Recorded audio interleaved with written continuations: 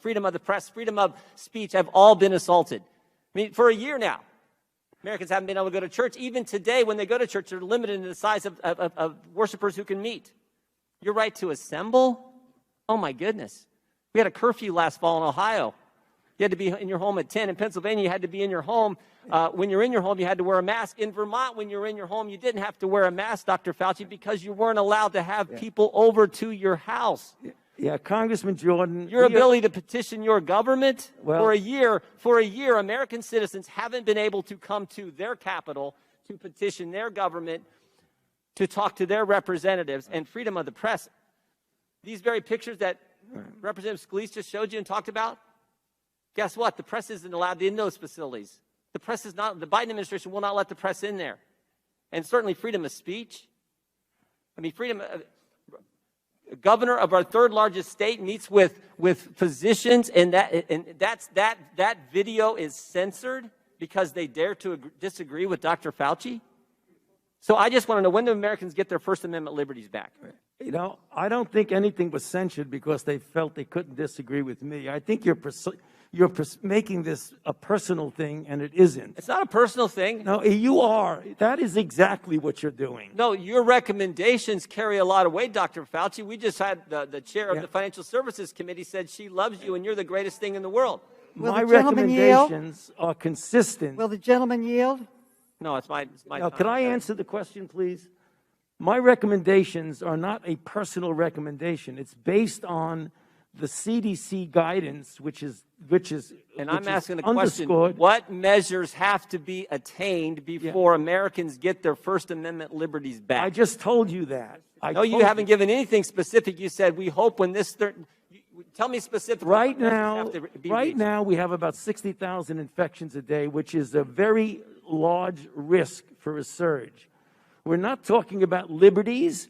We're talking about a pandemic that has killed 560,000 Americans. I That's get that, what we're talking about. And I don't disagree with that. And I understand how serious that is. But I also understand it's pretty serious when businesses have been shut down. People can't go to church. People can't assemble in their own homes with their friends, with their families. People can't go to a loved one's funeral. People can't get to their government, petition their representative to redress their grievances. Right. I also understand the First Amendment's pretty darn important. And it's been a year. And I want to know when Americans will get those First Amendment liberties back. Well, you just said people cannot assemble in their own homes. They can. That's a CDC recommendation for vaccination. Not last fall they couldn't. I didn't hear. Not last fall they couldn't. I didn't hear what he said. The gentleman's time has expired. I'll give you one instance of when we can get our liberties back. It's when 90% of the members of the United States Congress get vaccinated. Well, I want to know if that's what Dr. Fauci is. It 90%, That's what Dr. Fauci? Is it 90%? That's what I'd like to know. Give us some objective standards versus when certain things get reached, we might be able to get back to having our liberty. When? What are the numbers? Well, you're going to see a gradual right now we're at an unacceptably high level. On a daily basis, it's unacceptably high, regardless of who you are. What you're going to see as more and more people get vaccinated, and we get over 3 million people a day, you're going to see the level of infection come down, and gradually there will be more flexibility for doing the things that you're talking about. Where does it get to? When it comes down, what number do we get our liberties back? Tell me the number. Tell me the number. When 90% of the members of Congress get vaccinated. But you're not a doctor, Mr. Clyburn. He is. What is the number?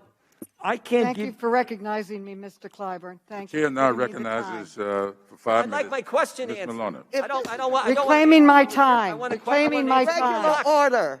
Regular order. No, Just a moment. Mr. Chairman, I don't want you to answer my question. The American people want Dr. Fauci to answer the question. What does it have to be? Sir. If you need to respect the chair and shut your mouth.